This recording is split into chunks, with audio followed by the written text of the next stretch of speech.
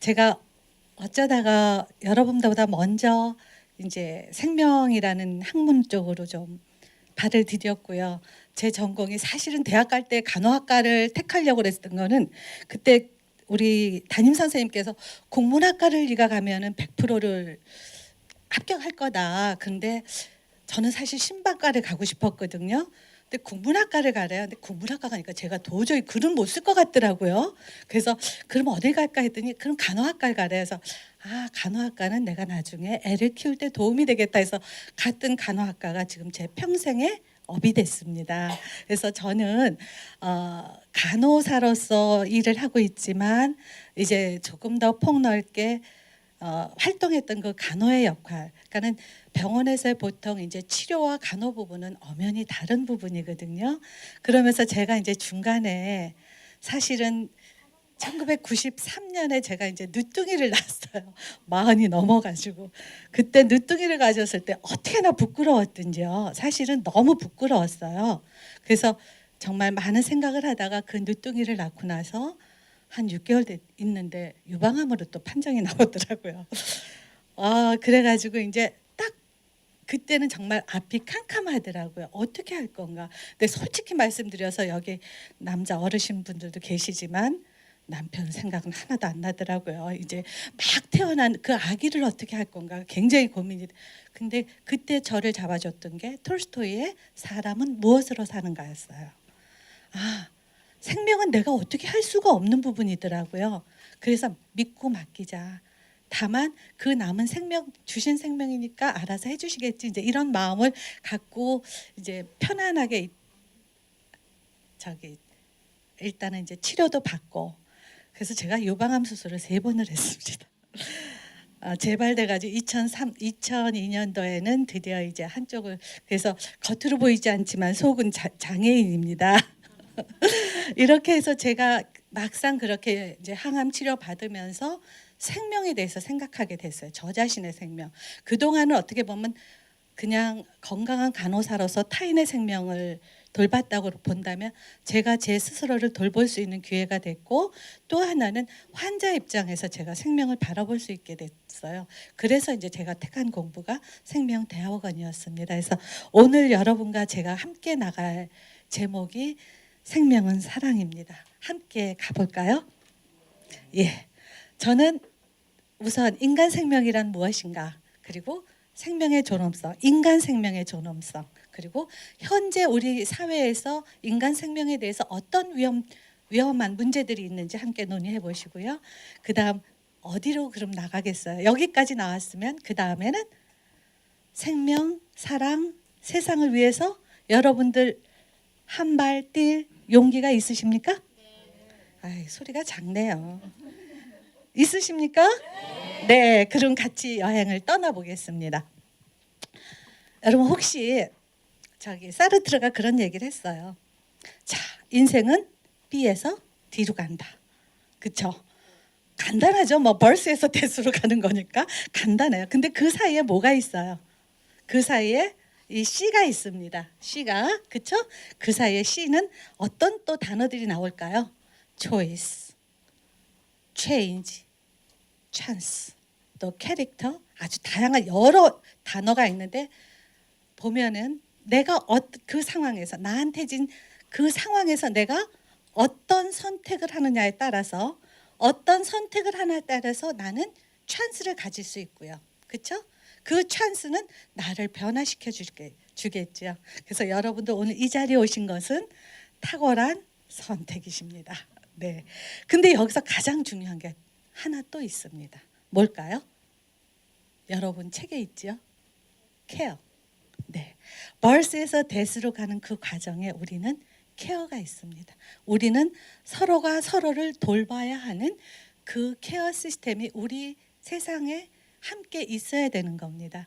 그럼 제가 한번 여러분들한테 한번 여쭤볼게요. 여러분들이 지금 아주 시간 여유도 있고 돈 걱정도 안 하고 아주 정말 충분히 뭔가를 하고 싶어. 뭘 제일 먼저 하고 싶겠어요? 그럼 여러분이 지금 아무 걱정 없어요. 나는 시간적인 여유도 있고 돈도 있고 내가 뭐든지 다 하고 싶어. 뭘 하고 싶으시겠어요? 3가지만 한번 잡아볼까요? 가장 먼저 하고 싶은 게 뭐세요? 여행. 그다음 또 봉사. 네, 또 이번에 남자 어르신 좀 얘기해 주시겠어요? 뭐 하고 싶으세요? 꿈이 없으세요? 괜찮습니다. 상상은 상관없습니다. 뭘 하고 싶으셔요? 이건 봉사에 들어갑니다. 또 예, 골프. 좋습니다. 골프. 그러면 이제 반대로 지금 여러분은 오늘 하루밖에 살 날이 없으세요. 오늘 하루밖에 여러분의 생명 시간이 딱 오늘 하루만 끝나면 여러분의 생명은 이제 끝나는 거. 뭘 하고 싶으시겠어요? 뭐 하고 싶으시겠어요? 네? 나를 위해서 쓴다. 나를 위해서 어떤 시간을 쓰시겠어요? 나를 위한 시간. 또 예, 가족을 향한 사랑의 말. 또 유언. 유언은 이거랑 같이 될 것 같아요. 유언은 주로 가족들한테 하시니까. 또 하나. 더 안 나오세요? 자, 어떤 생각이 드세요? 제가 이거를 하면서 자, 그럼 그 다음으로 가볼까요? 자, 생명이란 무엇인가? 이렇게 했을 때 생명은 우리 그 사전적 언어로는 이렇게 얘기를 해요. 살아있는 것. 그리고 살아있는 것과 살아있지 않은 것을 기준으로 한다. 즉 목숨이라는 얘기죠. 그 다음에 또 하나는 죽음의 반대말이기도 하고 또 생명체에 있는 것. 생명을 살게끔 하는 그 힘이 바로 생명이다 이렇게 얘기도 하고요. 또 하나는 여자의 자궁 속에 자리 잡아서 그 앞으로 사람으로 태어날 존재다 이렇게 얘기를 하거든요. 근데 그 인간 생명은 어때요? 일단은 여러분이나 저나 지금 몸으로 만나고 있죠. 그렇죠? 이렇게 몸으로 만나고 이 몸 안에는 여러분이 생각하듯이 종교를 갖든 종교를 갖지 않으시든 어떻게 보면 정신적인 그런 부분도 생각하시고 영혼적인 부분도 내재되어 있다고 여러분은 아마 우리 모두는 다 그렇게 생각하실 거예요. 근데 제가 좀 아까 왜 그걸 물었냐 하면요. 보세요. 돈이 많고 그럴 땐 여행들 하신다고 그래요. 근데 마지막 순간에 뭐 한다고 그래요? 나를 위해 쓰고 가족과 함께 하시겠다고 그러거든요. 이 생명이 온 게 어디로 왔어요? 생명이 온 게 바로 가족이라는 형태로 우리한테 온 거거든요. 생명이라는 게 어찌 됐든 아버지와 어머니라는 존재가 있었기 때문에 지금의 내가 있는 거거든요. 그래서 나는 내가 이 세상에 온 거는 내가 선택해서 온 거 아니죠. 선택되어진 겁니다. 그렇죠? 그러니까 여러분들은 선택되어져서 이 세상에 오셨으니까 여러분의 생명이 어떤 생명이시겠어요? 별 볼 일 없는 생명이세요? 그렇죠? 여러분의 생명이 그런 생명이거든요. 선택되어졌어요. 그 선택이 어떤 비율로 여러분이 선택돼서 나오는지 한번 볼까요? 그래서 우리는 가족이란 형태로 처음으로 이 세상에 들어오게 됩니다. 그래서 영어로 family라는 거는 father and mother, I love you 이렇게 해서 앞에 자를 따서 family라고 이렇게 영어로는 그렇게 한다고 그래요. 근데 좀 아까 제가 말씀드렸듯이 인간 생명에는 세 가지가 있다고 제가 말씀드렸어요. 첫째, 어떤 생명, 우리가 그냥 몸으로 드러내는 사람, 살아있음, 우리나라 어원으로는 살아있음, 삶 이것이 어원이라고 얘기를 해요. 그 다음에 또 하나는 두 번째가 먼저 나와요. 두 번째 인간. 이거는 한문 동양적인 영역에서는 바로 인간이라는 사회적 관계. 첫 시간에 아마 이학문 교장 선생님께서 얘기하셨을 거예요. 그냥 실존적인 생명이 있고 그 다음에 사회적인 생명이 있다. 그런 얘기했을 때 아마 인간이라는 그 한문어에는 사회적인 언어가 같이 있을 거예요. 그 다음에 이제 영어 세계에서는 영어권에서는 휴먼 빙으로 얘기하죠. 바로 영혼을 얘기한다고 그렇게 얘기를 해요. 좀 더 자세히 가볼까요? 자, 우리가 사람으로 육체적 생명을 얘기할 때는 육체의 구성 요소는 우주의 요소와 동일하다 이런 얘기를 하죠. 그래서 돈으로 따지면 거의 큰 돈이 아닌데 요즘 그거를 뭐예요? 볼링 한다고 그러죠. 치아를 볼리게 해야 되고 보청기를 또 끼우셔야 되고 이렇게 하다 보면은 상당히 많은 돈이 드는 게 지금 여러분이나 저의 몸 상태일 것 같습니다. 그래서 이 보면은 사람은 살아 있으며 어원이로서 우리 육체적 생명을 얘기할 수도 있어요. 근데 이 육체적 생명을 이어가는 근간이 뭐예요? 바로 뭐예요? 한번 얘기해 주시죠. 여기 있죠. 호흡. 그렇죠. 호흡이죠. 근데 이 호흡이 아주 말이 호흡이라는 게 그 영어에서 보면 라틴어에서는요. 스피리투스가 영혼이라는 스피리투스가 호흡이라는 단어예요. 라틴어에서는. 그래서 이 그 호흡이 결국 이 영어 세계에서 얘기하는 영어권에서 서구에서 얘기하는 영혼과도 연결이 돼 있다고 생각하시면 될 것 같아요. 그리고 이제 인간으로 얘기하는 우리의 인간은 결국 물질적인 세계, 외부 세계에 반응하는 나의 정신 세계를 얘기하겠죠. 그래서 내가 어떤 그 물질 세계에 내가 어떻게 반응하고 대처하느냐 이런 것이 나타나는 게, 왜냐하면 인간이란 그 언어 자체가 서로가 서로를 기대해 주는 거죠. 서로, 그러니까 함석헌 선생님이 그 전에 쓴 시에 그런 시가 있죠. 그대 먼 길 떠날 때 너의 등 뒤를 맡길 사람이 있는가 하는 시가 있어요. 여러분들 먼 길 떠날 때 정말 이 사람이라면 내 가족을 맡기고 떠날 수 있다 이러는 분 계십니까? 우리는 그런 이제 관계를 서로 가져야 되지 않을까 싶습니다. 제가 이걸 보면서 참 요즘 허준 드라마 보시고 계십니까? 예, 보시죠. 그 드라마 보시면서 저는 아무래도 이제 전공이 간호학이니까 거기서 지금 그 공빈인지 의빈의 그 오라버니가 치료받는 그런 태도가 어떻다고 보세요? 어때요? 치료받는 사람 자체가 나는 공빈 오라버니인데 네가 감히 나를 치료해? 일단은 이렇게 어깨가 뒤접혀지면서 의원을 신뢰하지 않죠. 우리 사회의 가장 중요한 문제가 저는 신뢰라는 생각이 들어요. 우리가 서로를 믿고, 그래서 가끔은 세상을 좀 손해보며 살면 어때요? 내가 그냥 손해보면서 어떤 때 살다 보면 인생 이렇게 쭉 가다 보면 플러스 마이너스 제로일 것 같아요. 어차피 아무것도 안 갖고 가는 세상인데 왜 그렇게 우리는 서로가 믿질 못하는지, 그게 저는 참 안타깝더라고요. 제가 병원 쪽에 일을 하면서 세상에 어느 의사가 환자 죽이려고 치료하는 의사 아무도 없거든요. 근데 사고 날 때는 어떻게 그런 사고가 나는지 모르겠더라고요. 근데 우리가 서로 신뢰하면서 그 어려움을 헤쳐나갈 수 있다면 환자들이 병원에 와서 훨씬 아주, 이 치료와 간호의 목표는 다릅니다. 치료는 환자를 완치시키는 게 목적이지만 간호는 환자를 편안한 환자 안위가 우선이에요. 그렇게 해서 치료와 케어가 함께 합해서 여러분들의 치유를 도와주는 거거든요. 근데 그 밑바탕에는 우리 병원에 오시는 환자분들이나 또 보건소를 이용한 주민들도 마찬가지고요.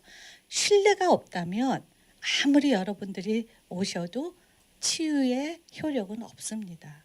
그래서 저는 이 인간관계에서 본다면 우리가 서로가 서로를 믿는 그런 세상을 만드는 게 더 굉장히 필요하지 않을까. 그다음 또 하나가 이제 휴먼 빙입니다. 휴먼 빙. 이거는 이제 결국 그 서구의 그리스도교 신앙에서 온 거죠. 휴먼이라는 것 자체가 라틴어의 휴머스, 흙에서 태어난 존재다. 그래서 흙에서 와서 흙으로 돌아가는 존재다 이랬어요. 근데 여기서 얘기하는 또 하나는 뭐냐 하면요. 지금 이 세상에서는 내 육체적인 생명이 끝나지만 이 끝남과 동시에 그 너머의 초월적인 세계를 기대하고 있는 거거든요. 그리스도교의 가장 저기는 부활신앙이잖아요. 그래서 이거는 이 세 가지 생명이 어우러져서 우리의 생명이 이어나가지 않을까. 그래서 이 우리가 영혼을 좀 더 풍요롭게 하고 서로가 믿는 세상을 만들려면 여기에 뭐가 흘러야 되겠습니까? 네, 사랑이 흘러야 되겠죠. 그럼 한 번 더 가볼까요? 그래서 인간 생명 시작을 한번 볼까요? 저는 이거 저도 간호사지만 이거 공부하면서 인간의 몸이 이런 신비를 가지고 있다고는 생각을 못 했었어요. 여러분 아시죠? 난자와 정자가 만나야 그쵸? 전에는 수정란이라고 그랬어요. 근데 지금은 말을 바꿔요. 언어가 굉장히 중요하더라. 수정란 하면 어떤 생각이 들어요? 계란처럼 깨트릴 수 있죠. 그래서 지금은 접합체라고 그래요. 함부로 건드리지 말자. 이미 정자와 난자가 만나서 그 순간에 그 생명이 잉태되는 그 수정되는 순간부터는 엄마 것도 아니고 아버지의 것도 아니에요. 그 생명 그 아이 그 아기의 것이거든요. 그 자체지 엄마 것도 아니고 아버지 것도 아니에요. 근데 우리는 착각 속에 있죠. 다만 우리는 돌볼 책임이 있는 거죠. 왜? 그 아이보다 내가 먼저 태어났기 때문에, 먼저 세상을 살고 있기 때문에 그 아이를 돌봐줄 책임을 우리가 갖고 있는 거예요. 근데 이렇게 보면요. 난자가 인체 세포 내에서 제일 크대요. 정자의 10배래요. 정자는 또 인체 세포 내에서 제일 작대요. 너무 재밌더라고요. 저는 그러면서 이걸 보니까 우리가 태어날 때 여자의 난자는요 200만 개가 있어요. 근데 여자가 평생 난자는 몇 개 생산하냐면 계산해 보세요. 우리가 400개 정도밖에 생산을 안 해요. 400개. 근데 처음에 이 남모세포 원시 남모세포가 생길 때는요. 이 남모세포가 46개의 염색체를 가져요. 우리 인간 염색체가 46개라는 건 알고 계시죠? 근데 우리 어떻게 배우셨어요? 정자한테서 23개, 난자한테서 23개가 합해서 46개죠. 그런데 태어날 때는 그 남모세포가 46개예요. 근데 요게 사춘기를 지나면서 23개로 감수 분열을 해버려요. 사춘기 때.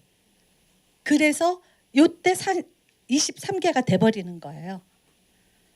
근데 이게 참 그 가장 큰 세포면서 이제 난자 그러니까 여러분이 지금 어떠한 선택을 받아서 지금 이 자리에 계시냐 하면 난자가 평생에 400개밖에 안 나오잖아요. 그렇죠? 근데 이미 태초부터 200만 개에서 400개까지 몇 분의 계산이 저 안 돼요, 지금. 그렇죠? 계산 안 되시죠? 근데 이게 수정되지 않으면 그대로 이제 복강내로 흡수되거든요. 그럼 정자는 어떠냐? 정자도 마찬가지로 원시 정모 세포에서는 46개가 됐다가 청소년기 때 23개로 감수 분열을 해요. 근데 정자는 난자보다 조금 더 오래 살아요. 그래서 한 3일 정도. 난자는 길어야 24시간 정도밖에 못. 그러니까 24시간과 3시간이 3일이 어떻게 만날 수 있느냐 이걸 찾아봐야 되거든요. 자, 보세요. 그런데 이 남자의 정자는 고안에서 생산이 되더라도 일단 부고안에서 또 숙성이 돼요. 성숙해져야 돼요. 그래서 왜냐하면 보통 하루에 5천만 개에서 7천만 개가 생성이 되는데 한 번 사정할 때 3억에서 5억이 사정이 돼요. 그러니까 이게 생산돼서 부고안에서 성숙이 돼서 정자가 나와야지 이 건강한 정자가 이제 수정이 되는 그런 거거든요. 그러니까 이게 인체의 신비더라고요. 그러니까 여러분 가끔 이렇게 인터넷 뒤져보면 이런 얘기가 있어요. 1등 난자와 2등 전자의 만남이 바로 접합체다 이런 얘기가 있어요. 왜 그럴까요? 자, 볼까요? 자, 이게 이제 정자가 난자를 이 투명대가 굉장히 단단해요. 그래서 이 난자를 만나가지고 이 투명대에서 근데 뭐라고 얘기하냐면 여러분들이 정자의 여행을 한번 인터넷에서 18cm의 정자의 긴 여행을 한번 쳐보세요. 그래서 들어가서 보세요.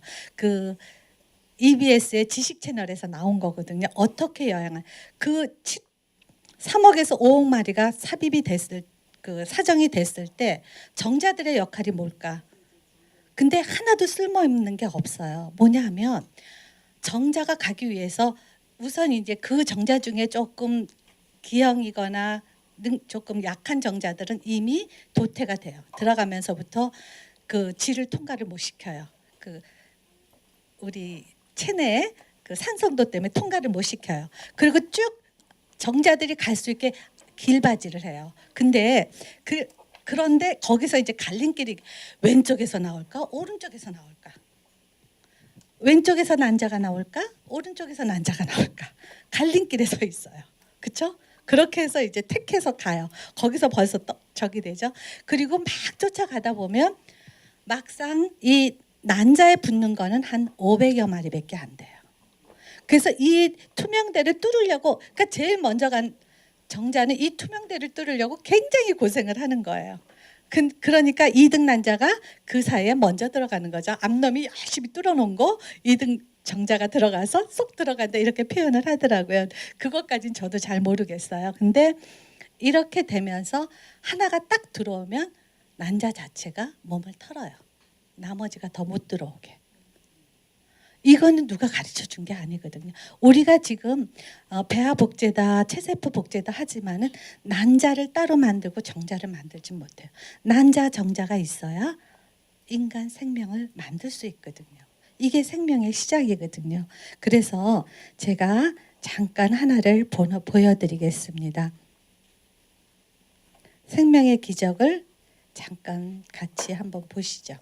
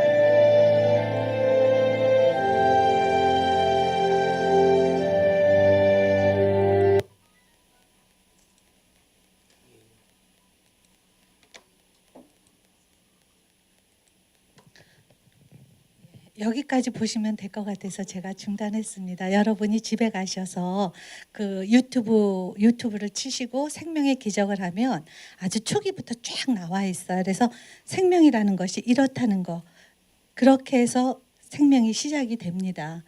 그러면서 태아로 넘어가겠죠. 이건 제가, 자, 그래서 인간은 수정된 순간부터 한 생명이 시작이 되는 겁니다. 그래서 이제 그때부터는 스스로 성장하는 인간 존재의 새로운 생명이, 그때부터는 엄마 것도 아빠 것도 아니에요. 근데 묘한 거는 여러분, 우리가 과거로 할 때는 성별은 아버지한테서 우리가 받아오죠. 근데 동양에서 보면요, 아버지 날 낳으시고 어머니 날 기르시고 그랬어요. 동양에서는, 동양 사상은. 근데 우리가 하는 거는 아버지가 날 낳은 것 같지 않죠. 어머니가 날 낳았지. 근데 여러분, 저는 전에 이제 그런 그 강의를 들을 때 이런 그 정진홍 씨가 그런 강의를 한번 해준 적이 있어서 그게 저는 굉장히 기억에 남더라고요. 인간이란 존재는 두 번의 탯줄을 끊는데요. 첫 번째 탯줄은 임신해서 분만하고 나면 첫 번째 탯줄을 끊고, 그 첫 번째 탯줄을 끊으면서 그 다음부터 아버지와의 탯줄이 연결이 된다고. 그래서 결혼을 할 때 그때 비로소 아버지와의 탯줄이 또다시 끊어지면서 한 가정으로 간다고. 저 그 얘기할 때 그때가 아마 제가 저희 친정아버지가 막 돌아가셨을 때인가 봐요. 그래서 그 말이 그렇게 와닿더라고요. 그러면서 우리가 지금 참 우리가 살면서 저는 이 가정이라는 게 좀 안타까운 게, 우리 이제 저희도 저희 동기들하고 이렇게 만나다 보면 이렇게 남편들을 많이 조금 하는 그런 발언들이 굉장히 듣기 싫더라고요. 참 가슴 아프고, 아버지의 권위가 저는 서야 된다는 생각이 좀, 그러니까 이게 이제 젊은 사람이 들으면 이제 60대 이제 저기 그렇게 얘기하겠지만, 가정에서 어머니가 아버지를 존경해주고 아버지가 어머니를 존경해주는 그런 가정이라면 그 자식들이 결코 잘못되지 않으리라고 생각이 들어요. 그리고 그거는 아버지 날 낳으시고 어머니 날 기르시고 내 태내에서 나와서 한 인간의 육체적인 실체, 존재가 됐다면 다시 아버지와를 통해서 아버지로부터 정신적인 양육을 같이 받으면서 그 아이의 영혼이 키워간다고 생각한다면 그래서 가정은 우리가 가장 기본적인 공동체라는 거죠. 근데 그렇기 때문에 그 잉태되는 순간부터 그 아이는 아버지와 어머니가 같이 그래서 중요한 게 여러분 보면은요. 여러분들 애 키울 때 보면 요즘에 사람들 다 애를 어떻게 안아요? 마주 앉죠. 그렇죠? 마주 앉아요. 아기를 마주 앉는데 마주 앉을 땐 아기의 심장과 나의 심장 고동이 같이 응대하지요. 그러는데 우리 어렸을 때 우리 부모는 우리 어떻게 키웠어요? 업어 키웠죠. 그 업어 키웠다는 건 뭔지 아세요? 엄마와 내가 같은 데를 본다는 거예요. 같은 데를. 엄마가 보는 시야를 아기도 같이 본다는 겁니다. 우리가 그거를 내 등에서 아이는 엄마가 어떻게 하는지 그걸 보고 자란다는 거죠. 그러니까 이렇게 안아 키우는 것도 좋지만 가끔은 업어서 부부라는 관계도 그런 거거든요. 내가 너를 사랑해서 우리가 부부로 만났을 때 뭐예요? 나의 모든 건 너한테 줘. 너의 모든 건 나 받아. 그래서 서로 주고 받는데 어떤 생각이 들어왔어요? 피임이라는 생각이 딱 들어오면서 뭐예요? 난 너 사랑하니까 다 주지만 단 요것만은 못 줘. 조건이 붙게 된 거예요. 조건이. 서로 사랑하는데 조건은 있을 수가 없죠. 조건이 아니라 그거를 서로 맞춰갈 수 있어야 되지 않을까. 왜 나는 너를 정말 사랑해. 사랑하는데 요것만은 못 줘. 그건 다시 한번 우리가 생각해 볼 문제라는 생각이 저는 들더라고요. 그러면서 둘이 사랑을 해서 서로 주고 서로가 온몸과 마음을 주고 받으면서 그 다음에 부부는 어떻게 해요? 둘이 손을 마주 잡고 같은 방향을 향해서 나가는 게 부부라고 생각이 들어요. 왜? 아내의 지평과 남편의 지평이 달라요. 그 지평을 서로 간에 마주 볼 때도 있고 활짝 열려서 더 넓은 지평으로 나갈 수도 있고요. 그러면서 부부가 가정을 이루면서 살아가기 때문에 그 아이는 잉태되는 순간부터 그런 가정에서 그렇게 한 사람의 인간으로서 그 아이를 키워야 된다는 것이 우리에게 주어진 과제라고 저는 생각합니다.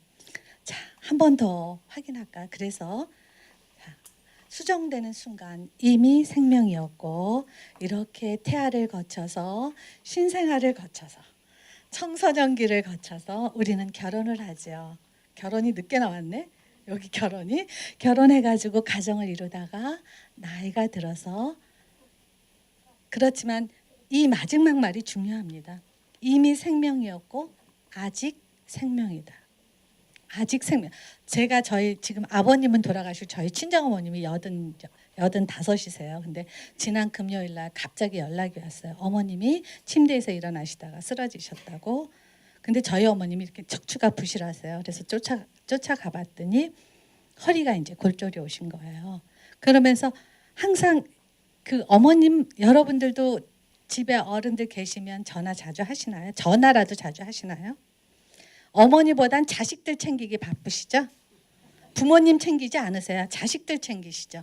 물론 내리사랑이지만 저도 이제 그동안 직장 생활하느라고 어머니 돌봐드리지 못했었어요. 그래서 이제 저도 작년에 이제 퇴직을 하고 조금 시간이 있다. 그래서 이제 엄마랑 그랬더니 이제는 어머니가 저는 싫대요. 왜? 어머니의 그 뭐라 그러죠? 사회적 교류 관계가 이제 이미 춘천에 있는 거예요. 그러니까 저한테 오면은 재미없다는 거예요. 그러니까 이제 당신 동료들하고 노는 게 더 재미있으시다고. 근데 이제 쫓아가서 한 이틀을 이제 제가 경과를 보고 도저히 안 되겠더라고요. 그래서 이제 병원에 입원을 시켜드리고 이렇게 간호하면서 이제 엄마랑 그렇게 얘기한 적이 없어요.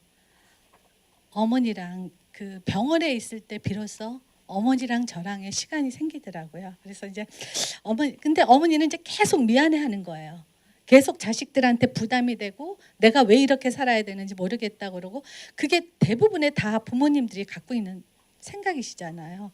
그래서 이 노년의 그 부모님들, 우리 부모님들을 우리가 어떻게 생각해야 될까?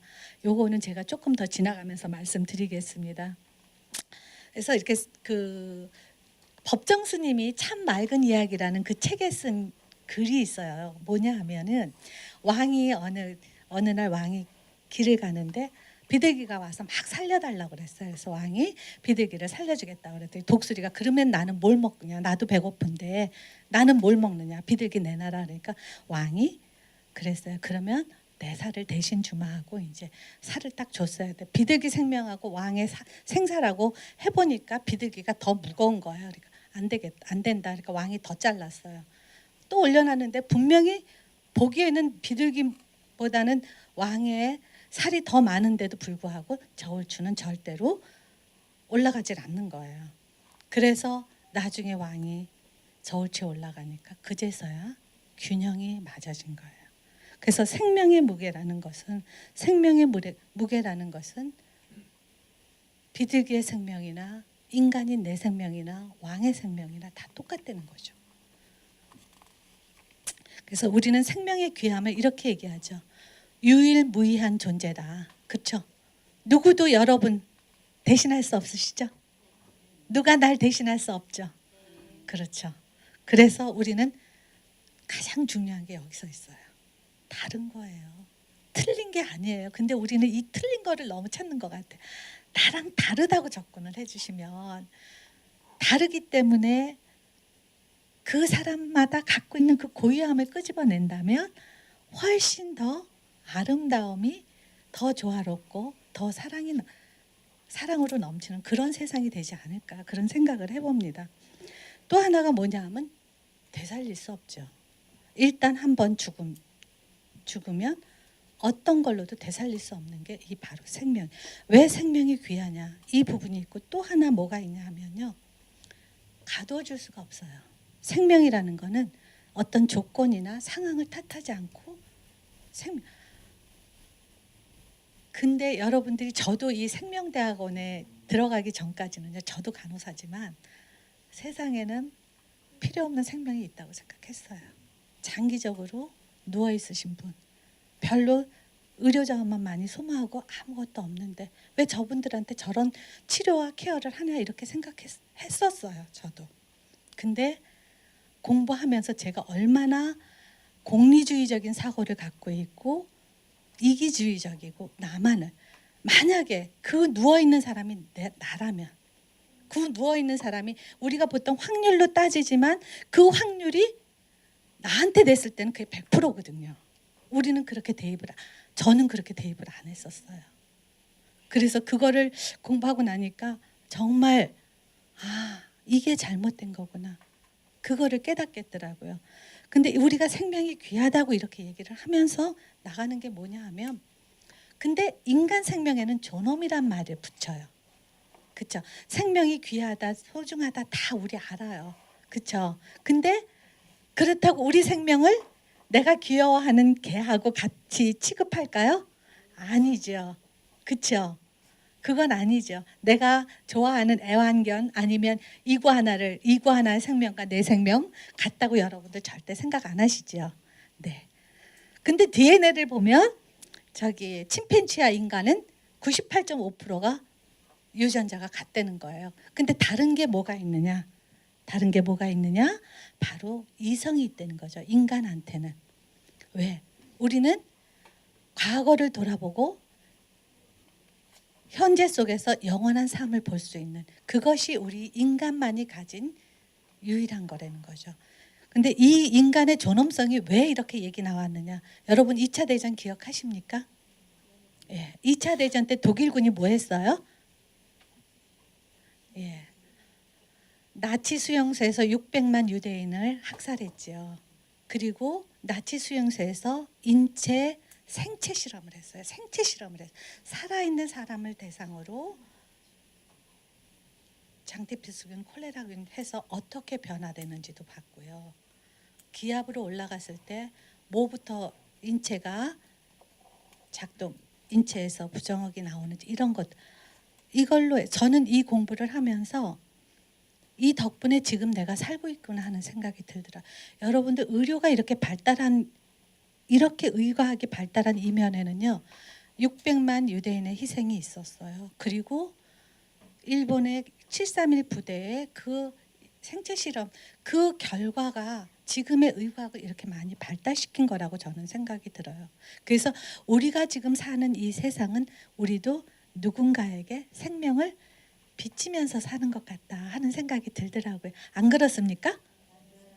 예, 저는 그렇다고 생각이 들어요. 그래서 이거 이렇게 2차 대전이 끝나면서 유엔에서 세계 인권 선언을 선포하게 이르렀어요. 왜? 근데 그때 뉘른베르크 재판에서 의사들이 어떻게 얘기했냐면요. 이 사람들도 아주 조그만 생각에서 시작이 된 거예요. 쓸모없는 이 세상에는 쓸모없는 생명이 있다. 이렇게 생각하면서 그것이 600만 명이라는 유대인을 죽이게 된 거예요. 그래서 여러분이 갖고 있는 아주 조그마한 틈새, 그렇죠? 방파제도 조그마한 틈새로 해서 방파제가 무너지잖아요. 그 조그만 틈새, 작은 생각이 얼마나 크게 위험으로 다가오는지를 한번 생각해 봤으면 좋겠다 하는 생각이 듭니다.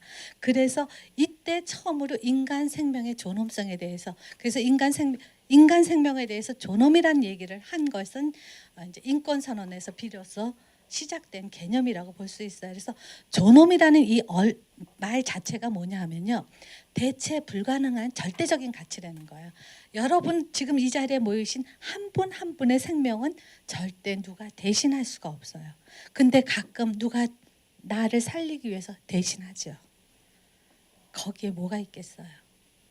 여러분 밑바탕에 있는, 아까 그랬죠, 시간이 남으면 봉사하시겠다 그랬죠.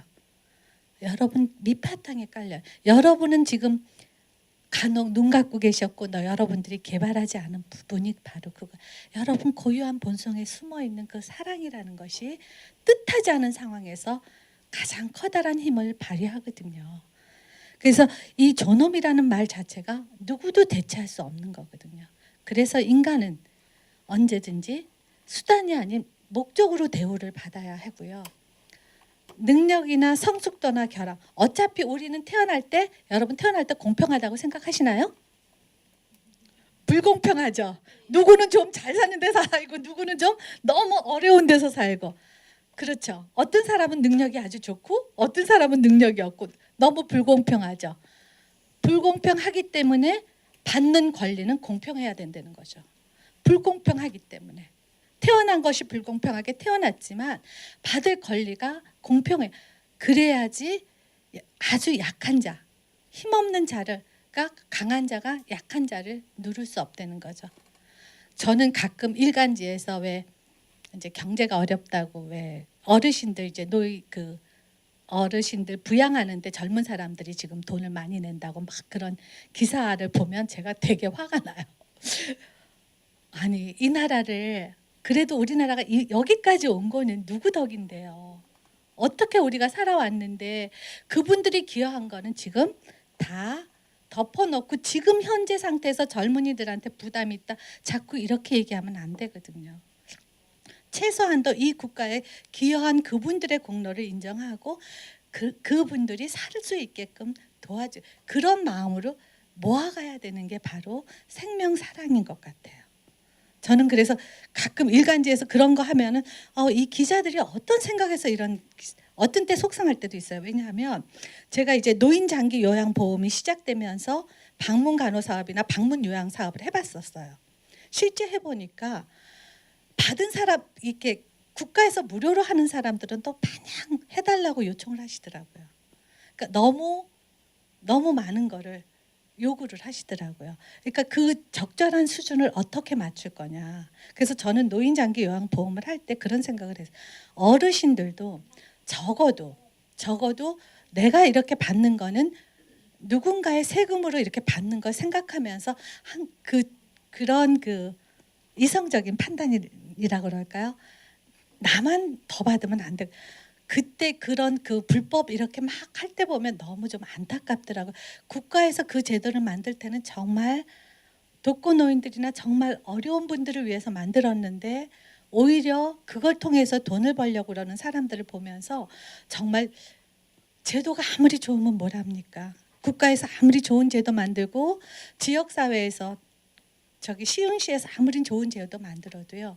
그거를 이용하고 활용하는 시민들이 올바른 시민 정신으로 적당한 대우와 적절한 서비스를 받도록 요구해야죠. 마냥 요구해서는 그거는 불합리하다고 저는 생각이 들어요. 그래서 저는 그걸 하면서 참 근데 사람이 하는 세상이라 쉽지는 않더라고요. 그래서 참 많이 배웠어요 그때. 그러면서 그렇지만 그 노인 장기 요양보험 덕분에 그런 어른들이 혜택을 받을 수 있고 근데 어르신들한테 저는 그런 얘기를 해요. 혼자 독립적으로 할 수 있어야 된다. 혼자 가능하면 독립적으로 살 수 있도록 노력을 하면서 조금 필요한 도움을 받도록 하셔야지 무조건 다 의지하려고 그러면 그건 아닙니다. 그래서 조금 이렇게 좀 뭐라 그럴까요? 좀 엄격하게 했더니 사업이 안 되더라고요. 그러니까 돈을 버는 거 그러니까 그런 거는 그렇기 때문에 이런 것이 어떻게 보면 공공적으로 좀 접근해야 될 필요도 있지 않을까. 왜냐하면 공공적인 잣대로 하면 어떤 기준이 있고 그 기준에 따라서 한다면 돈보다는 어르신이 그리고 저는 그때 같이 일하는 요양보호사들한테도 그런 얘기를 했어요. 여러분들은 그분 인생의 마지막을 함께 해주기 때문에 그분 인생에 정말 엑기스를 같이 하는 거라고. 그렇기 때문에 그분들은 마지막 당신의 인생에서 국가에서 이런 혜택을 줘서 내가 그래도 이런 혜택을 받고 돌아가신다고 그런 마음으로 그 서비스를 받는다면 얼마나 감사할 일이고 우리가 함께 살아가는 사람이 살만한 세상으로 변해가는 거 아닐까 싶더라고요. 그래서 그분들한테 어떻게 할 거냐. 여러분이 그렇게 누워 있을 때 어떻게 어떤 서비스를 받고 싶을지 생각해 봐라. 그래서 그 서비스를 해드리도록 노력하십시오. 딴 거 없더라고요. 내가 대접받고 싶은 대로 하면 되거든요. 근데 그게 쉽지는 않지만은 적어도 내가 그런 마음으로 할 때에는 거기에서 서로가 서로를 정말 진정으로 섬기고 서비스를 한다는 그런 마음으로 접근한다면요. 어떤 어른도 그렇게 심통내고 화내던 어른도 변하시더라고요. 그런 변화를 또 한번 볼 겁니다. 그래서 우리는 여기 오신 분들은 얼마나 행복하세요. 지금 여기 어느 분도 목발 짚으신 분도 없고요. 다 건강하시잖아요. 그렇지만 여러분들처럼 이 자리에 못 오시는 분들, 혹시 어디가 편찮으신 분들, 오고 싶어도 오지 못하는 분들에 비해서는 여러분은 더 많이 가지신 분이거든요. 그래서 그분들을 위해서 여러분들이 한 몫을 하셔야 된다고 저는 생각이 듭니다. 그래서 이렇게 보면 지금 현대의 생명 문제들은 그러면 어떤 위협들이 있나 한번 볼까요? 자, 지금 어때요? 불임 부부, 난임 부부 엄청 많죠. 국가에서 불임이나 난임 부부를 해결하기 위해서 인공 임신 제도 많이 도와주고 있어요. 근데 그 한편으로는 또 엄청난 낙태도 나오고 있고요.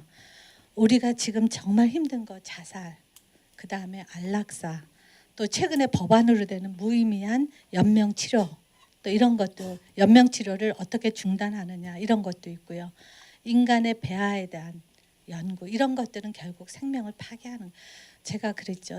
난자와 정자가 만난 그 순간부터 인간 생명의 존엄성이 시작이 되는데 불행히도 우리는 지금 조금 법으로는 인간 생명은 14일부터다 이렇게 지금 법에서 얘기를 해서 조금은 틀리지만 아주 사소한 생각이 엄청난 그 죽음의 문화를 불러올 수 있거든요. 그래서 이런 문제들이 생명을 인간이 다룬다고 그럴 때 정말 윤리적인 접근이 없이 그냥 한다면 얼마나 큰 문제로 다가오는지를 해요. 그래서 대표적인 분이 이 사람이에요. 최근 지난 그 3월 달에 이제 CNN 방송에서 보도된 사람이에요. 크리스탈 켈리라는 사람이에요. 이 사람이 대표적인 어떤 케이스나 마찬가지예요. 어떤 부분이 있었냐면 자, 대리모였거든요. 대리모니까 뭐예요? 유전자적 어머니와 출산한 어머니가 달라요. 아기 입장에서는. 또 하나, 지금 우리나라 대리모 있나요, 없나요? 예, 있습니다. 대리모를 정말 아기가 안 생겨서 대리모가 아니에요. 돈 벌기 위해서. 이 크리스탈 켈리도 돈 때문에 대리모가 된 거예요. 이런 부분들. 그다음에 이제 낙태. 왜냐하면 이 아기가 임신됐을 때 4개월 됐을 때 이 아이가 기형이고 태어나도 25%밖에 살 가능성이 없다고 그러니까 친부모 입장에서 낙태를 요구했어요. 근데 켈리가 나는 낙태 못하겠다. 이 아이가 내 뱃속에서 고동치고 이 아이와 호흡하는 교류하는 나만큼 이 아이에 대해서 아는 사람이 있겠냐. 나는 이 아이 낙태 못 시킨다. 이러면서 이제 법정 투쟁이 벌어진 거예요. 그래서 또 하나는 이제 이 크리스탈 켈리 경우에는 이제 부부가 냉동으로 했던 그 접합제로 했지만은 가끔은 부인이 이제 난자 생성이 안 되거나 난자가 안 되는 경우 난자 기증을 하거든요. 그래서 다른 이제 언니, 보통은 우리나라에서는 대부분은 친언니나 가족이 또 난자 기증을 하는 경우가 많아요. 그래서 난자 기증을 해서 이럴 때 난자 기증의 문제라든지 또 보조 생식술의 문제, 이런 것들이 이제 인간 생명의 문제를 다 갖고 있는 남의 얘기 같죠. 나하고 전혀 상관없는 얘기죠. 저도 저랑 상관없는 얘기인 줄 알았어요. 근데 굉장히 많아요, 케이스가. 우리나라도 지금 대리모가 엄청 많고요. 실제로 분명히 부부가 동의해서 아기를 낳았음에도 불구하고 이혼하게 되면 그 아이를 이제 누가 키울 거냐. 아버지는 나 이 아이의 그 유전자적 부모가 생물학적 부모 아니니까 난 모르겠다. 그럼 엄마도 난 모르겠다 이러면서 아이는. 그리고 이제 지금 이제 독일 같은 데서는 이미 이 난자 기증으로 이 아이의 정체성에 대해서도 지금 문제가 심각해진대요. 그러니까 분명히 독일인 엄마가 낳았는데 애는 인도 아이고, 그랬을 때 이 아이가 가진 정체성 같은 거는 굉장히 심각하거든요. 그래서 어떻게 이 문제를 풀어갈지, 그래서 이런 문제들이 지금 우리 주위에 있습니다.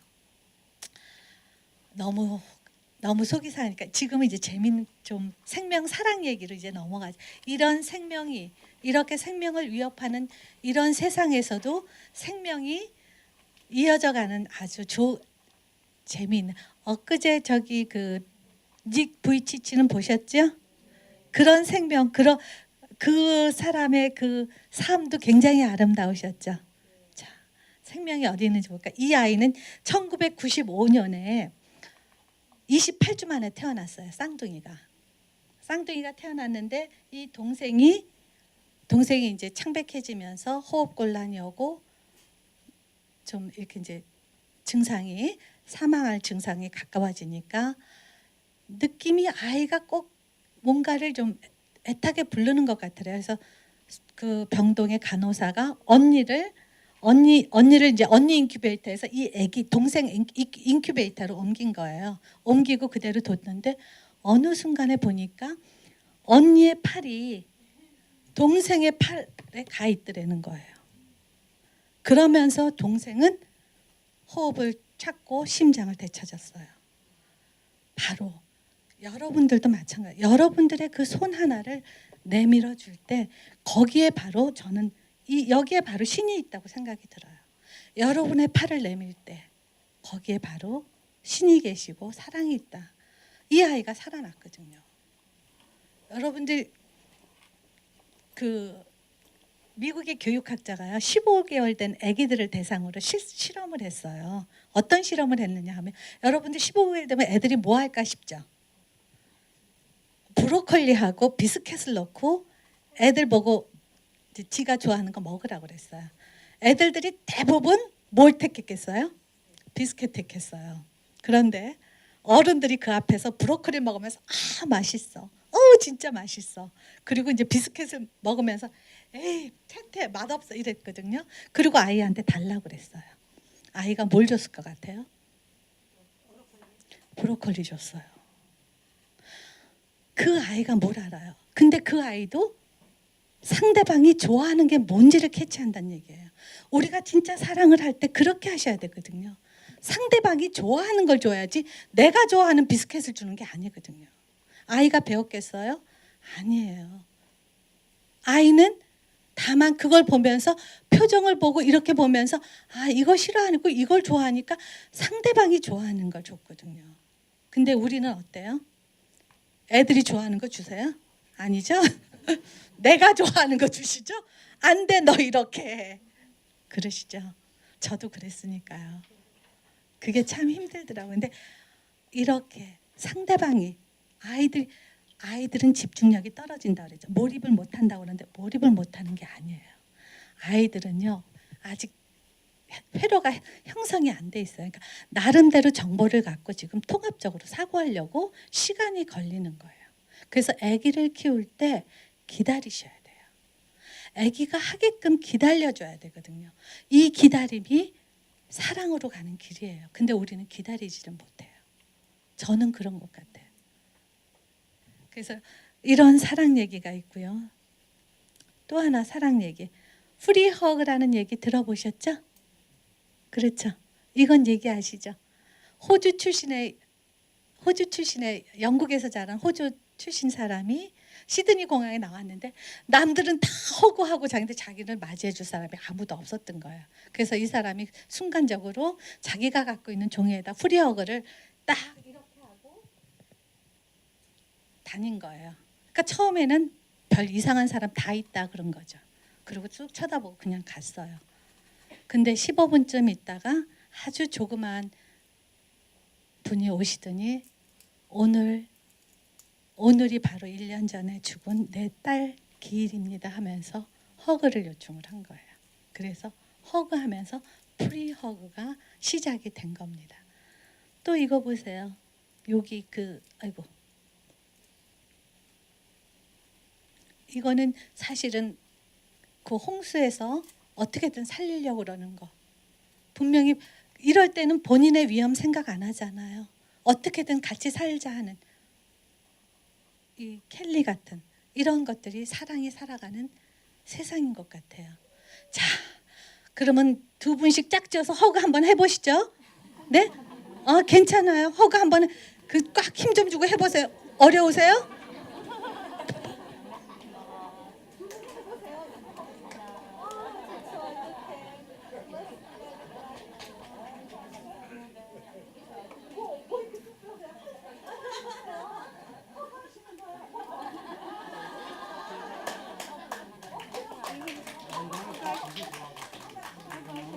네.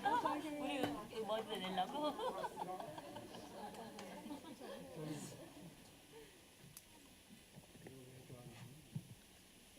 자, 저는 그 허그 참 좋아해요. 그래서 그렇게 하면서 상대방의 심장을 들을 때 기분이 어떠세요? 쑥스러우세요? 지금 우리 나이에 뭐 남자 여자 가리십니까? 뭐 집에 가면 짝꿍이 뭐라 그럴 것 같으세요? 아니죠. 정말 여기서는 남성과 여성이 아니라 그냥 같이 우리가 이 강의를 듣는 동료 입장 그리고 같은 인간 입장에서 우리가 서로의 사랑을 확인하는 그런 시간이잖아요. 자, 이 인천 뉴스에 2012년 7월 23일 날 나온 뉴스예요. 간암과 간경화로 시한부 판정받고 있는 동료한테 공무원이 자기 간을 기증을 해주신 분. 그 다음에 뇌사 판정을 받은 공무원이 자기의 간과 신장을 4명의 환자한테 이식시키고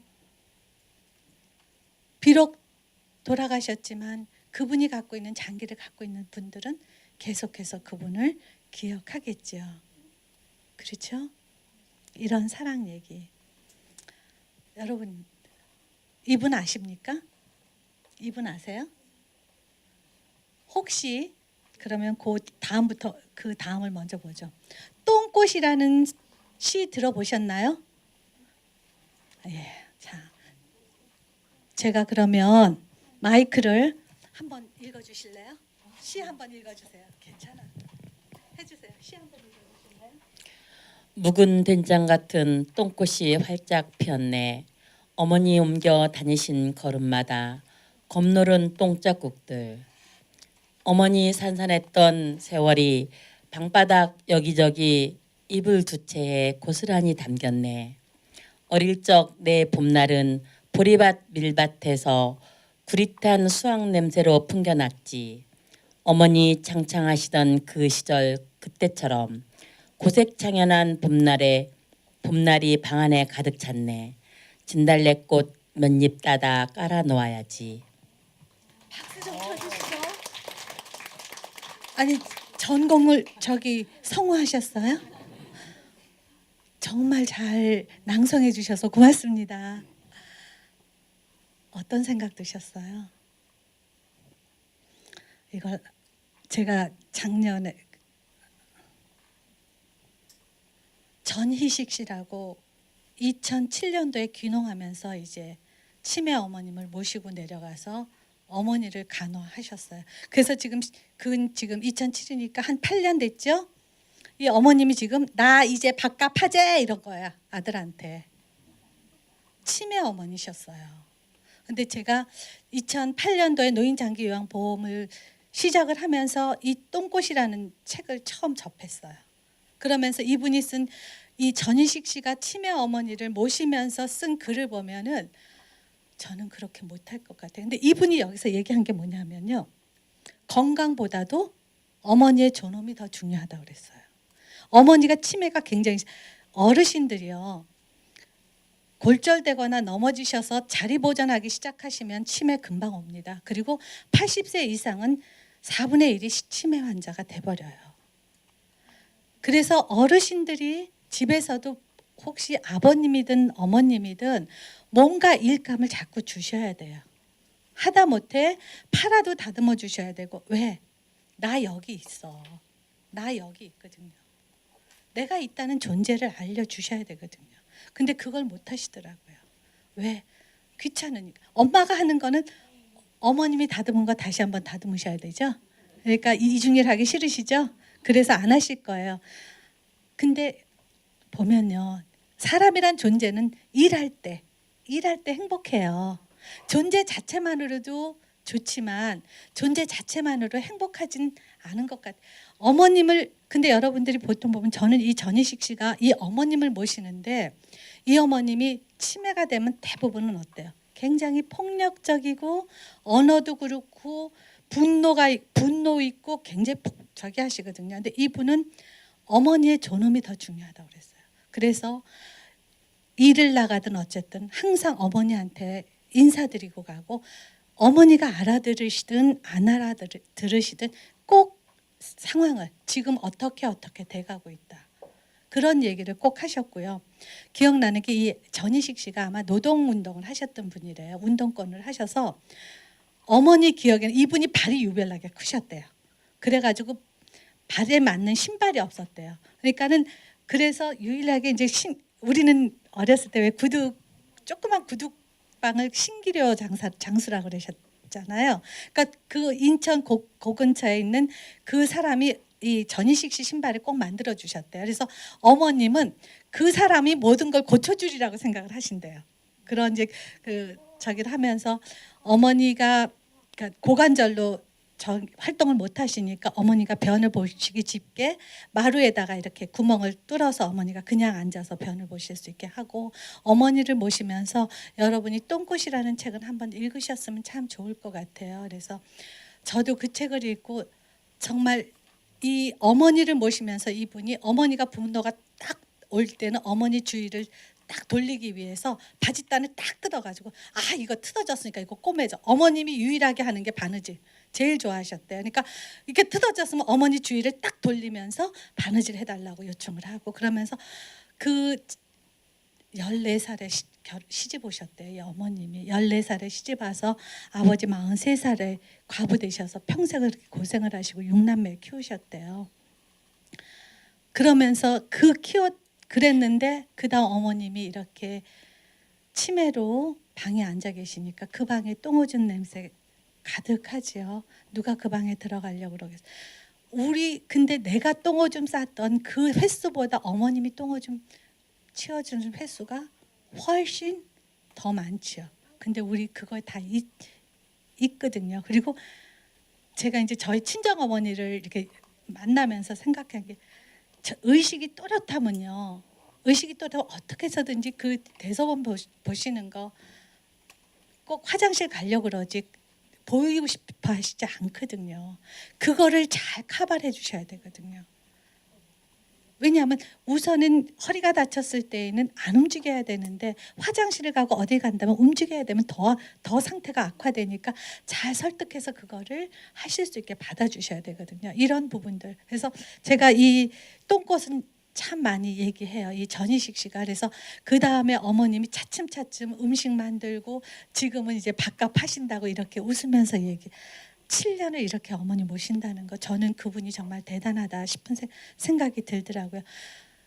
그런데 당신이 감자밭 잠깐 메고 온 사이에 깜빡 잊은 항상 어머님이 변을 보실 수 있게 2시간마다 했는데 그걸 놓친 거예요. 그래서 와서 보니까 어머님이 그 방 안에서 그 움츠리고 앉아서 그 두렵고 무섭고 왜 팽개쳐지는 그 아들한테 그런 그 어머니의 표정을 보면서 이 전희식 씨가 얼마나 두려우셨으면 그런 걸로 야단을 계속 그랬을 거 아니에요. 왜 이래? 우리 어머니 똥 쌌네. 아이고 똥 색깔 예쁘네. 어머니 그러면서 이제 아이고 똥 세상이 참 똥을 잘 넣어야지 엄마 건강도 오래 가지 뭐 이러면서 어머니를 잘 케어 그러면서 쓴 시가 똥꽃이에요. 여러분들 그렇게 할 자신 있으세요? 없으시죠?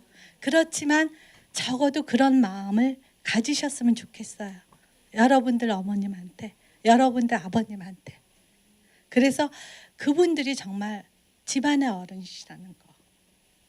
그분이 이해하든 이해하지 않든 어른이시라는 거 알려주시면 참 좋을 것 같아요. 그리고 또 한 분은 이분이세요. 김희아 씨. 저는 그 여러분이 집에 가셔서 KBS ETV에 그 강연 TV 강연 백도씨를 한번 그래서 그 엄마 당신을 사랑합니다 한번 꼭 보세요. 이분은 얼굴에 반점이 있어서 버려졌어요. 보육원에서 자랐어요. 그리고 중간에 한번 또 안면에 암이 생겨가지고 수술하고 그래서 이분이 나오셔서 한 얘기가 마지막에 뭐라 그랬냐면요. 엄마 당신을 사랑합니다 그랬어요. 자기를 버린 엄마인데 나한테 생명을 주셔서 내가 지금 이 자리에 있으니까 어머니 당신을 사랑합니다 이러는데 정말 그냥은 못 보겠더라서 저도 좀 많이 울었어요. 이분이 만약 그 어머니가 이 사람을 태어나지 않게 했더라면 나한테 생명을 주신 분한테 사랑합니다. 자기를 버린 어머니한테 사랑합니다. 이 얘기 못할 것 같아요. 저라면 못해요. 근데 이분은 하시더라고요. 이게 바로 사랑이거든요. 나한테 무조건적인 그냥 나한테 사랑을 주서 내가 지금 가정을 꾸리고 우리 애가 있고 어머님이 나를 낳아주시지 않았다면 이런 행복을 그래서 내가 가진 것이 얼마나 크고 얼마나 많은지 이렇게 그래서 우리가 사랑을 해야 할 이유가 있는 겁니다. 이래서 우리는 사랑을 할 수밖에 없어요. 우리라는 사람이라는 존재는 왜? 나와 내 가족이 보호받기 위해서는 나도 남의 생명을 보호해줘야 되겠죠. 그래서 우리는 서로가 서로의 생명을 돌봐주고 책임져주고 그 등 뒤를 든든하게 지지해주는 그런 생명의 네트워크를 만들어가야 되지 않을까. 그래서 돌아가실 때에도 정말 이 세상 살만했다. 참 감사하다. 이런 마음으로 저가요. 왜 그러냐 하면 임종할 때 보면요. 임종할 때 가족하고 시선이라도 한번 마주치고 돌아가시면 말씀은 못 하시더라도 눈만 마주쳐도 못다한 얘기 할 수 있잖아요. 근데 지금 옛날에는 그래도 돌아가신다면 집에서 있지만 지금 뭐야? 다 병원으로 가시죠. 어디서 돌아가셔요? 가족한테 쌓여서 돌아가시는 게 아니라 의료기구에 쌓여서 돌아가시죠. 그렇죠? 그러니까 어떻게 죽음을 맞이할 거냐. 이런 것도 한 번쯤은 그래서 정말 내 가족한테 그래서 아까 그러셨죠. 24시간밖에 남지 않았을 때 가장 하고 싶은 게 뭐였어요? 가족하고 있겠다 그러셨잖아요. 가족하고 있으면서 근데 그 가족하고 가장 많이 싸우시고 가장 많이 상처받으시죠? 근데 저는 그래요. 내가 그 상처 안 받으면 조금 다르게 얘가 이왕이면 그런 말을 했을 때 좀 좋은 쪽으로 해석을 하면 어떨까? 이런 생각이 들어요. 저도 육남매예요. 육남매 위로 오빠가 둘이 있고 제가 있고 밑에 남동생 둘이 있고. 근데 요번에 이제 어머님이 편찮으셔가지고 제가 갔을 때 이제 저희 셋째 올케가 제가 있는데 큰 올케한테만 전화를 하고 저한테 안 하더라고요. 괘씸이더라고요, 갑자기. 그러다가 이거 되게 괘씸하네. 그건 내가 받았으면 나한테 얘기도 해도 되는데 왜 나한테 얘기 안 하고 큰 올케한테만 얘기해? 이건 날 무시하나? 이렇게 생각을 했거든요. 근데 또 반대로 생각하니까 자기가 간호 못하니까 나한테 얼마나 미안하면, 우리 가끔 너무 미안하면 말 못하죠. 그쵸? 너무 미안하면 거기를 이렇게 회피하려고 그러거든요. 그럴 수 있겠다. 제가 그랬거든요. 너무 미안하면 말 못했거든요. 그래서 제가 이제 얼마 전에 저희가 그 간호사들 대상으로 이제 강점 강화 워크숍을 하는데 상실 게임이라는 게 있었어요. 어떤 거냐 하면은 여러분 책에 빈 페이지를 좀 내놓으시겠어요? 빈 페이지에다가 여러분들 그냥 간단하게 잠깐만 할게요. 여러분이 지금 여러분의 소유한 것 중에서 가장 중요한 것 3가지만 적어보세요. 지금 여러분이 소유한 것 중에서 가장 중요한 거 3가지. 뭐 집도 좋고 자동차도 좋고 뭐 어떤 것도 좋아요. 나는 오디오가 좋으면 오디오도 좋고 한번 적어보세요. 가장 중요한 거. 그럼 아니요. 우선은 지금 소유하는 거, 소유만. 여기서가 아니라 집에서 이렇게. 본인 거에도. 여기서만이 아니고 집 전체. 전체. 본인 가족 말고 본인 거만. 제가 얘기하는 거 물건을 얘기하는 거예요. 소유한 물건만 얘기하는 거예요. 소유한 물건. 자, 소유한 물건 3가지만 쓰셨어요. 그 다음에는 여러분이 하는 활동 중에서 가장 중요하다는 것 3가지만 써보세요. 활동 중에서 가장 중요하다는 거 3가지.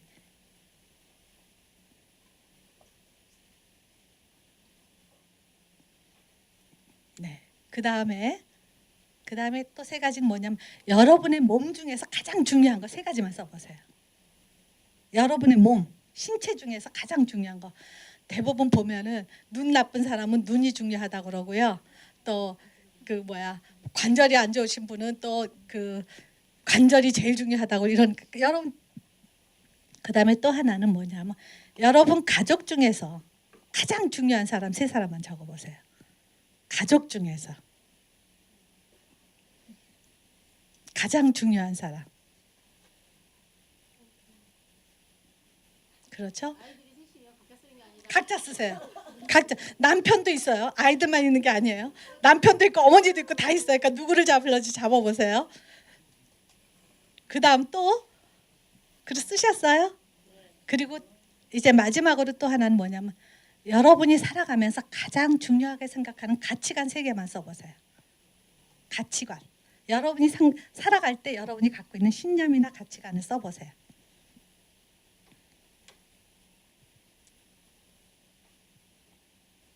쓰셨어요? 자, 그러면 이제 버릴 겁니다. 여러분이 지금 3개씩 하면 모두 15가지죠? 15가지 중에 5가지 없애버려 보세요.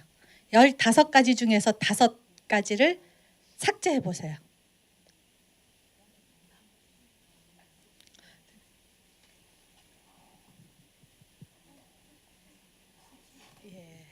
그리고 그럼 10가지 남았죠?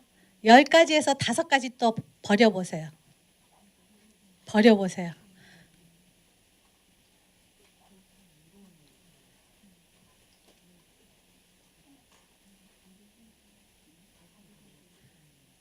그 5가지 남으셨죠?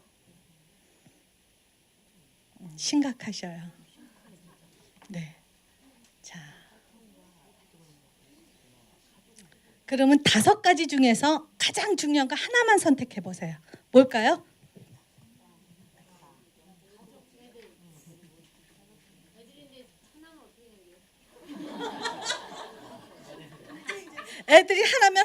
저기고요. 셋 중에서 아무튼 하나만 고르세요. 나 지금 불 버리기 싫은데. 아니 일단 하나만 고르세요. 자, 그러면 선생 저기 선생님은 아무튼 딸만 셋이에요. 딸 큰 딸로 할까요? 작은 딸로 할까요? 막내로 할까? 아니 하나만 정해. 하나만. 막내. 막내 딸.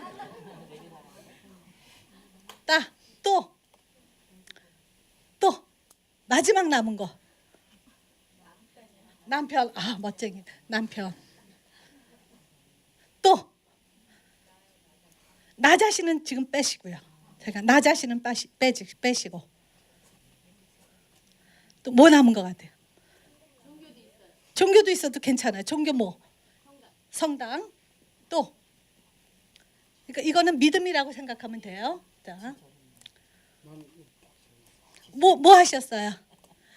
뭐 남기셨어요? 뭐 남기셨어요? 우리 저기 딸이 예. 작은 딸이 장애거든요. 네. 저는 여기 작은 딸이 되게 많이 들어서 작은 딸과 함께하기에도 들어가 있고 네. 그래서 작은 딸로 적었습니다. 작은 딸. 큰 딸은 시집 갔는데 아주 싫어합니다. 자. 사람도 싫어합니다. 자, 이거 보셔요. 그러면 어때요? 마지막까지 남아 있는 게 뭐였어요? 가족이거든요. 마지막까지 남아 있는 게. 근데 저는 이 남편으로 하신 분 정말 대단하셔요. 쉽지 않으셔요. 제가 저희 간호사들하고 이제 신랑이나 남편이나 그래서 저희가 그랬어요. 야, 선생님 대단하다. 어떻게 남편을 선택할 수 있었느냐. 그 친구가 그래요. 자기는 눈이 굉장히 안 좋아서 눈하고 딸하고 남편을 했는데 선생님 근데 이거 없애는 거 쉽지 않으셨죠? 하나하나 버린다는 거 굉장히 쉽지 않거든요. 그걸 버렸어요. 지금 딸만 셋이라 세 딸을 다 하고 싶은데 버리라고 그랬잖아요. 하나 남았죠, 막내딸. 그러니까는 그분이 그 얘기를 하더라고요. 딸은 내가 없어도 남편만 있으면 남편이 딸을 케어해 줄 거고 남편만 있으면 내 눈을 대신해 줄 거다. 굉장한 신뢰거든요. 근데 그래서 요즘 보기 드문 처자다 이랬어요. 저희가 보통 남편 안 잡거든요.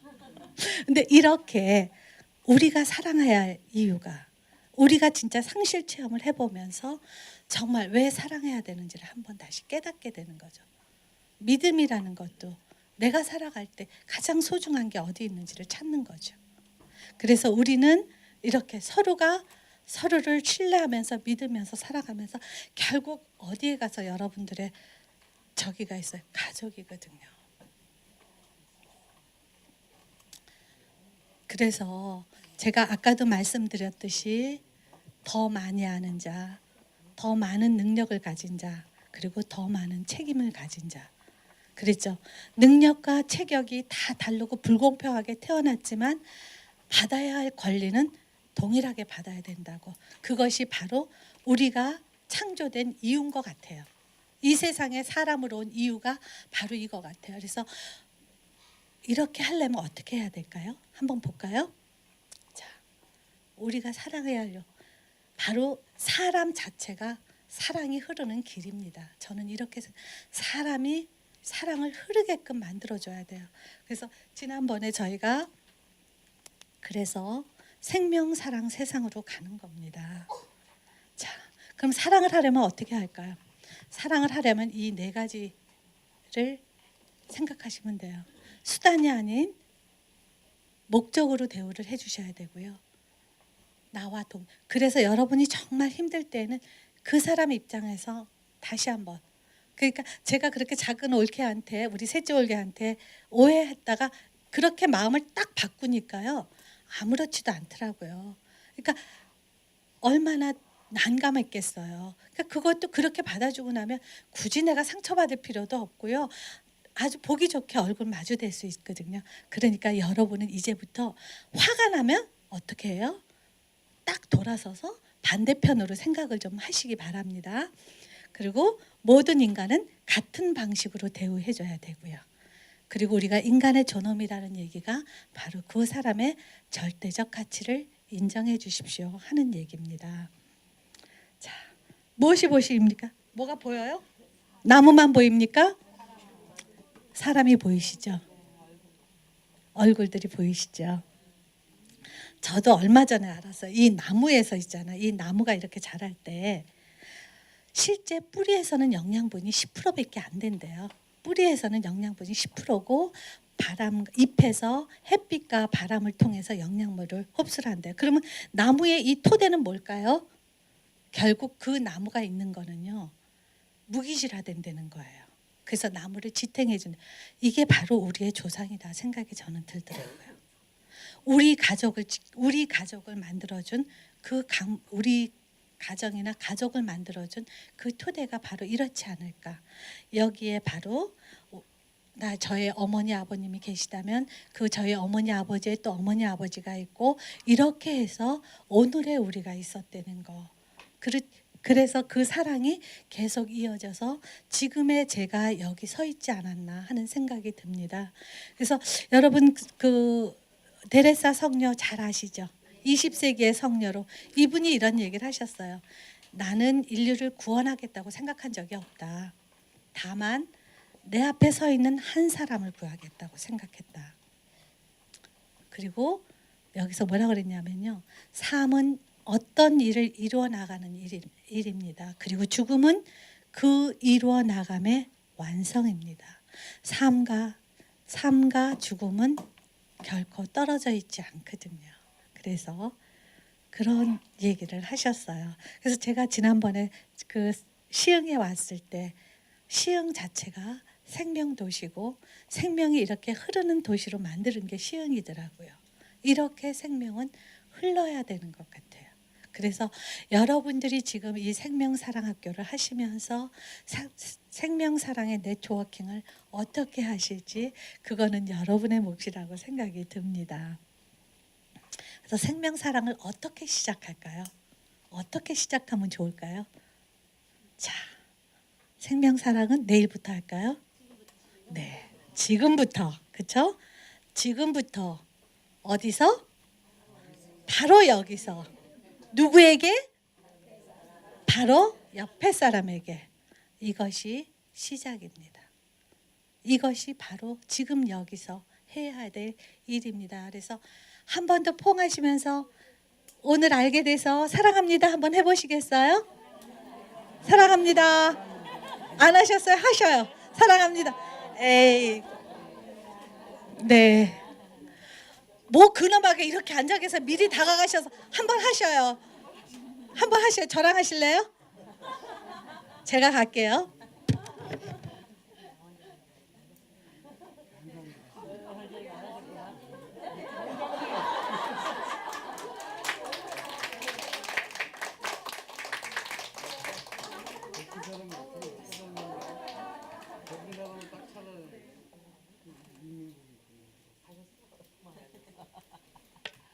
이겁니다. 여러분 생에서 지금 가장 중요한 사람은? 여러분 생에서 지금 가장 중요한 사람이 누구예요? 바로 옆에 있는 분이십니다. 예, 바로 옆에 있는. 그래서 오늘 숙제가 뭔지 아세요? 숙제 있어요. 저 숙제 드려요. 오늘 들어가셔서 여러분 바깥 분께 여러분들 짝꿍한테 허그 한번 해주세요. 제가 있잖아요. 요번에 정말이에요. 허그 한번 해주시면서 사랑합니다 한번 해보셔요. 처음에 쑥스러운데 자꾸 하면은 거기서 넘쳐나는 사랑을 느끼실 수 있으실 거예요. 그리고 저는 여러분들 요즘 젊은 사람들 참 버르장머리 없다는 생각 많이 하시죠. 근데 얘기하다 보면 의외로 아이들이 부모님 생각 참 많이 해요. 근데 그걸 우리가 표현할 줄을 몰라요. 그래서 여러분이 다가가셔서 먼저 표현해 주세요. 사랑한다. 그리고 안아주세요. 그리고 말하지 않아도 여러분이 안아주는 거기서 아이들은 사랑을 느낄 겁니다. 네. 그래서 제가 그 파나가 이철수 씨가 이 글을 썼는데 저는 이 시를 보면서 사실은 굉장히 가슴이 먹먹했어요. 자, 책에는 없는 시입니다. 네. 앞에 자, 저기 보시면 안 보이나요? 아니에요. 여기로 나오셔서 읽어주실래요? 여기까지만 읽어주세요. 여기까지만. 이쪽서부터? 예. 요거 읽어주세요. 네. 어머니 산이 되고 싶었어요. 좌청룡 500호 너그러우신 큰 산이 되고 싶었어요. 그 산에 나무 한 그루 되고 싶었어요. 비바람 눈보라에도 지지 않고 봄바람에도 연두빛 연한 새잎 기꺼이 열어 보이는 큰 나무. 아들아 딸들아 아버지 이 땅에 너른 들판이 되고 싶었습니다. 몸이 뜨겁도록 땀 흘려 일하고 바람 좋은 가을에는 쌀독 그득한 나눈이 모자람이 없고 땀 젖은 얼굴 마주보고 웃으면 시름 아픔이 없는 드넓은 들판이고 싶었습니다. 이게 자식이 부모한테 이렇게 하고 싶었어요. 그러면 이제 아버지가 나오셔서 그 밑에 해주세요. 저는 이 마이크 울렁증이 있는 다 보입니다. 아들아, 딸들아, 우리 아이들아, 너희들이 소담한 그리시고 싶었다. 새 연필, 새 공책이 예쁘게 든 책가방이고 싶었다. 친구들 나눈 한 줌의 사랑이고 싶었다. 그리고 내 꿈이었다. 그리워한 세상이었다. 당신의 고운 뜻 바라보고 먼 데 소풍이나 한번 떠나고 싶었어요. 마음 가득 기쁨 담아오는 그 길에서 당신과 내가 함께 서편에서 지는 달이 이었고 새벽에 함께 지는 별이 되기를 빌었는데 미안하오. 새벽이 되기 전에 떠나야 하는 길이 미안하다. 죄송합니다. 정말 죄송합니다. 정말은 제가 붙였습니다. 네. 저 이 시 읽으면서 먹먹했어요. 이게 바로 아버지 어머니의 마음이고 이게 바로 자식들의 마음이지 않나 참 잘 표현해 주셨더라고요. 그래서 여러분들 자녀들이 지금 여러분들한테 못마땅하겠지만 이런 마음으로 자녀들이 그 기대에 부응하려고 살고 있다는 거 꼭 기억해 주시고요. 또 지금 그걸 더 기억해 주시고 우리 젊은 좀 분들은 부모님들이 이런 부모가 되고 싶었다는 거 그거를 기억해 주신다면 참 좋을 것 같아요. 그래서 제가 이철수 씨 시를 하나 더 있었어요. 이거는 제가 읽을게요. 자, 텅 비어 있으면 남에게 아름답고 내게 고요합니다. 사납지 않고 고요한 한 사람 그렇게 혼자 있으면 아름답습니다. 둘이서 함께 서 있는 자리 그 자리 홀로 고요한 자리와 다르지 않습니다. 셋 다정합니다. 작은 하나가 큰 둘의 자리 다 차지하여도 다툼이 없습니다. 넷이서 하나 되려면 열심히 서로 넷이 되어야 합니다. 다섯 숲이 되고 나면 처음에 다섯은 아무도 기억하지 못합니다. 다시 시작합니다.